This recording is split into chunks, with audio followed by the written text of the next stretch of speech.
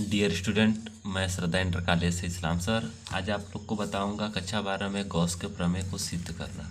तो गॉस का प्रमेय है कि किसी भी काल्पनिक पृष्ठ से होकर गुजरने वाला वैद्युत फ्लक्स, जिसको हम फाई प्रदर्शित करते हैं, उस काल्पनिक पृष्ठ पर उपस्थित आवेश के 1/ε0 गुणा के क्या होता है, बराबर होता है। यह गॉस का प्रमेय होता है। और इसको अगर चाहे तो हम लिख सकते हैं फाई बराबर क्यू बटे कितना, ε0। ठीक, तो आज इसको हम बताएंगे कि इसको कैसे हम सिद्ध करेंगे। तो हम देखते हैं कि इसकी रचना कैसे करते हैं। तो देखिए, गॉस के प्रमेय की उत्पत्ति मतलब प्रूव कैसे करते हैं। तो हम पहले मान लेते हैं कि यह कोई बंद पृष्ठ है और इस बंद पृष्ठ का पृष्ठीय क्षेत्रफल ए है और यह जो बंद पृष्ठ है वह एक समान वैद्युत क्षेत्र ई में स्थित है। तो लिखेंगे क्या कि माना कोई बंद पृष्ठ जिसका पृष्ठीय क्षेत्रफल कितना है, ए है, एक समान वैद्युत क्षेत्र ई में स्थित है। अब इस बंद पृष्ठ के अंदर एक बिंदु ओ है, इस बंद पृष्ठ के अंदर स्थित बिंदु ओ है। अब बिंदु ओ पर प्लस क्यू आवेश स्थित है। अब बिंदु ओ से आर दूरी पर स्थित बिंदु पी है और इस बिंदु पी पर इस लघु पृष्ठीय क्षेत्रफल डी ए, यह डी दर्शा रहा है कि क्षेत्रफल छोटा है। तो यहाँ पर डी दर्शा रहा है कि जब क्षेत्रफल छोटा है तो वैद्युत फ्लक्स भी कम होगा। तो यदि बिंदु पी पर स्थित लघु पृष्ठीय क्षेत्रफल डी ए से गुजरने वाला वैद्युत फ्लक्स डी फाई ई हो तो डी फाई ई तो सूत्र बताए थे कि डी फाई ई बराबर क्या होता है, E D A cos theta. तो यहाँ पर डी दर्शा रहा है कि जब क्षेत्रफल छोटा होगा तो वैद्युत फ्लक्स भी कम होगा और जब क्षेत्रफल बड़ा होगा तो वैद्युत फ्लक्स भी अधिक होगा। ठीक ना। तो रचना एक बार फिर से देखिए। माना कोई बंद पृष्ठ जिसका पृष्ठीय क्षेत्रफल ए है, एक समान वैद्युत क्षेत्र ई में स्थित है।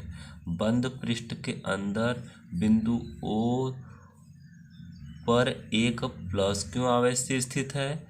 अब बिंदु ओ से आर दूरी पर स्थित बिंदु पी है। यदि इस बिंदु पी पर स्थित लघु पृष्ठीय क्षेत्रफल डी ए से गुजरने वाला चुंबक वैद्युत फ्लक्स डी फाई ई हो तो डी फाई ई बराबर क्या होता है, E D A cos theta. अब देखिए, यदि यहाँ पर कोई प्लस क्यू आवेश स्थित है और इस प्लस क्यू आवेश के कारण आर दूरी पर स्थित बिंदु पी है और इस पर वैद्युत क्षेत्र की तीव्रता ज्ञात करनी है, तो वैद्युत क्षेत्र की तीव्रता का सूत्र होता है एक आवेश के कारण कि ई बराबर 1/4πε0 क्यू बटे आर स्क्वायर। तो हम क्या करेंगे, लिखेंगे कि हम जानते हैं कि क्या होता है, ई बराबर 1/4πε0 क्यू बटे आर स्क्वायर। क्यों यही सूत्र लगाए, क्योंकि यहाँ पर कितने आवेश हैं, एक आवेश है और एक आवेश के कारण उत्पन्न वैद्युत क्षेत्र की तीव्रता का सूत्र यही होता है। अब हम उपर्युक्त में ई का मान रख दें तो लिखेंगे कि मान रखने पर तो डी फाई ई बराबर क्या हो गया, 1/4πε0 क्यू बटे आर स्क्वायर। यह ई के स्थान पे होगा, यहाँ पर हो गया डी ए कास थीटा। अब क्यू का अगर चाहे तो एक में गुणा करेंगे तो क्यू आएगा। तो यहाँ पर देखिए हम क्या करेंगे,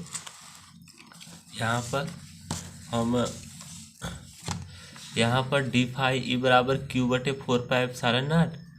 यहाँ पर देखिए, जब क्यू यहाँ से यहाँ चला गया तो यहाँ एक बचा और एक में गुणा इतने का करेंगे तो आएगा डी ए कास थीटा बटे आर स्क्वायर। एक हम बताए थे कि घन कोण प्रक्षेप के पदों में घन कोण का एक समीकरण होता है कि डी ओमेगा बराबर डी ए कास थीटा बटे आर स्क्वायर, जहाँ पर थीटा क्या है, बीच का बना कोण। तो देखिए, जहाँ पर डी ए कास थीटा बटे आर स्क्वायर है वहाँ पर अगर हम चाहें तो यहाँ पर क्या लिख सकते हैं, डी ओमेगा। तो इतने के स्थान पे हम डी ओमेगा लिख दें तो डी फाई ई बराबर क्यू बटे 4πε0 क्या हो गया, डी ओमेगा। अब यहाँ पर डी ओमेगा हो गया तो यह तो हमें छोटा वैद्युत फ्लक्स प्राप्त हुआ। अब बड़ा वैद्युत फ्लक्स प्राप्त करने के लिए हम छोटे वाले का क्या करेंगे, समाकलन। तो लिखेंगे कि यदि संपूर्ण पृष्ठीय क्षेत्रफल डी ए से गुजरने वाला वैद्युत फ्लक्स डी फाई ई हो तो फाई ई बराबर इंटीग्रेशन डी फाई। यहाँ पर लिखेंगे डी फाई का क्या रखने पर, मान रखने पर। तो डी फाई का मान कितना है, क्यू बटे 4πε0 डी ओमेगा। तो यहाँ पर देखिए मान रख दिए Q/4πε0 डी ओमेगा। और जब यहाँ पर मान रख दिए तो जिसके सामने डी लगा होता है समाकलन केवल उसी का होता है। तो ओमेगा के सामने डी लगा है, तो यहाँ पर ओमेगा के सामने डी लगा है तो समाकलन केवल ओमेगा का होगा। अब बाकी यह नियत राशि के रूप में बाहर निकल जाएंगे, तो बाहर निकल गया तो यहाँ पर क्या हो गया, इंटीग्रेशन डी ओमेगा। अब इंटीग्रेशन डी ओमेगा का जो समाकलन होता है, अगर कहीं पर भी इंटीग्रेशन डी ओमेगा है तो उसका जो समाकलन होता है वह ओमेगा होता है। तो जहाँ पर इंटीग्रेशन डी ओमेगा है वहाँ पर क्या हो जाएगा, ओमेगा। क्यों होता है, देखिए, क्योंकि समाकलन में सूत्र होता है x power n d x. देखिए यहाँ पर डी के बगल में एक्स है ना, एक्स के सामने डी है तो मतलब समाकलन एक्स का होगा। तो इसका नियम होता है कि एक्स के पावर n+1 बटे n प्लस कितना 1, यह सूत्र है। अब इसी पर देख ले, यहाँ पर इंटीग्रेशन डी ओमेगा है तो कुछ नहीं है, तो यहाँ पर हम मान सकते हैं कि इंटीग्रेशन 1 डी ओमेगा मान सकते हैं। अब यहाँ पर 1 के स्थान पे अगर हम लिखना चाहें तो लिख सकते हैं ओमेगा पावर 0, यहाँ पर क्या लिख सकते हैं, डी ओमेगा।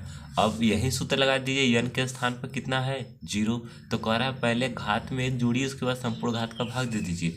चलिए लगा दीजिए सूत्र, तो ओमेगा पावर 0+1 कुल के बटे 0+1। अब देखिए इसको हल करेंगे तो 0 में 1 जोड़ेंगे तो 1 आएगा, तो ओमेगा बटे 1 बराबर क्या हो गया, ओमेगा। तो हम डी ओमेगा का समाकलन किए तो कितना आया, ओमेगा आ गया। ठीक उसी तरीके से यहाँ पर भी डी ओमेगा के स्थान पे हम क्या रखेंगे, ओमेगा।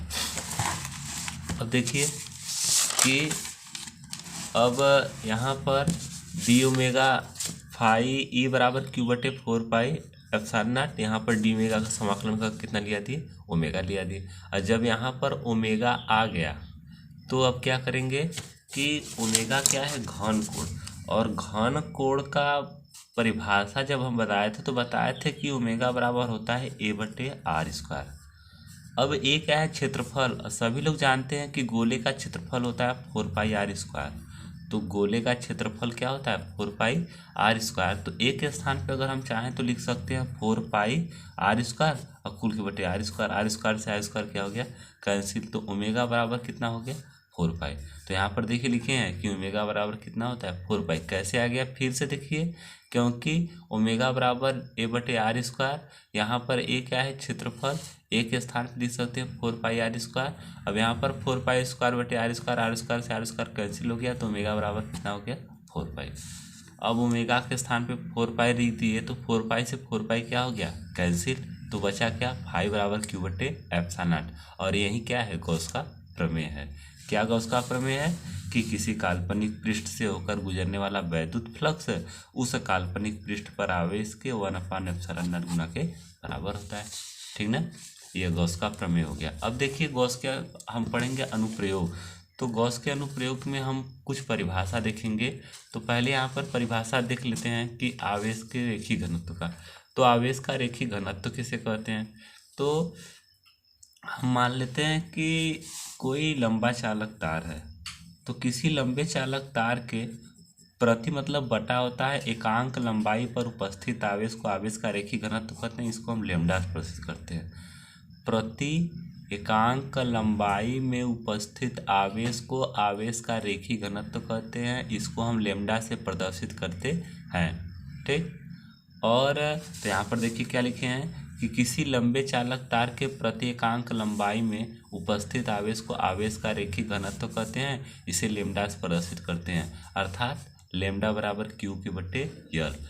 प्रति एकांक लंबाई L में उपस्थित आवेश Q को आवेश का रेखीय घनत्व। अब बात करेंगे अगर मात्रक की, तो आवेश का मात्रक होता है कूलाम, लंबाई का मात्रक होता है मीटर। तो इसका जो मात्रक होगा वह कूलाम प्रति मीटर होगा। तो लिखेंगे उपर्युक्त से स्पष्ट है कि आवेश के रेखीय घनत्व का मात्रक कूलाम प्रति मीटर होगा। ठीक ना, और आप इसका बीमी सूत्र निकाल सकते हैं। कैसे निकालेंगे, क्योंकि Q का जो बीमी सूत्र होता है वह होता है AT, और जो L का बीमी सूत्र होता है वो होता है L। अब इसको ऊपर ले जाएंगे तो L⁻⁻1 TA, यही होगा इसका बीमी सूत्र। L⁻⁻1 T × A लिख देंगे यहाँ पर कि इसका बीमीय सूत्र L⁻⁻1 T × A होता है। ठीक, इसका बीमी सूत्र कितना होता है, L पावर -1 T/A होता है। अब बात करेंगे हम आवेश के पृष्ठ घनत्व के बारे में। तो पृष्ठ मतलब क्षेत्रफल आ जाएगा और रेखी मतलब लंबाई आ जाएगा। तो किसी आवेशित चादर के प्रति एकांक क्षेत्रफल, ठीक उसी तरीके से यह कोई आवेशित चादर है तो इसके प्रति मतलब बटा, तो किसी आवेशित चादर के प्रति एकांक क्षेत्रफल में उपस्थित आवेश को आवेश का पृष्ठ घनत्व कहते हैं। तो यहाँ पर देखिए क्या लिखे हैं कि किसी आवेशित चादर के प्रति एकांक क्षेत्रफल में उपस्थित आवेश को आवेश का पृष्ठ घनत्व या पृष्ठ आवेश घनत्व कहते हैं। इसे सिग्मा से प्रदर्शित करते हैं, अर्थात सिग्मा बराबर Q/A। यहाँ पर देखिए, यहाँ पर Q है आवेश, आवेश का मात्रक कूलाम, A क्या है क्षेत्रफल, क्षेत्रफल का मात्रक मीटर स्क्वायर। तो आवेश के पृष्ठ घनत्व का मात्रक होगा कूलाम प्रति मीटर स्क्वायर। और इसका बीमी सूत्र क्या होगा, तो लिखेंगे कि इसका बीमीय सूत्र आप लोग निकालिए। देखिए यहाँ पर Q/A है, अब Q का बीमी सूत्र होगा AT और A का बीमी सूत्र होगा मीटर स्क्वायर मतलब L स्क्वायर। L स्क्वायर को ऊपर ले जाएंगे तो L स्क्वायर TA, इसका बीमी L स्क्वायर L पावर -2, क्योंकि प्लस ऊपर जाएगा क्या हो जाएगा माइनस, तो इसका बीमी सूत्र क्या हो जाएगा L पावर -2 T कितना A होगा। अब अगले वीडियो में देखेंगे गॉस के प्रमेय के अनुप्रयोग के बारे में।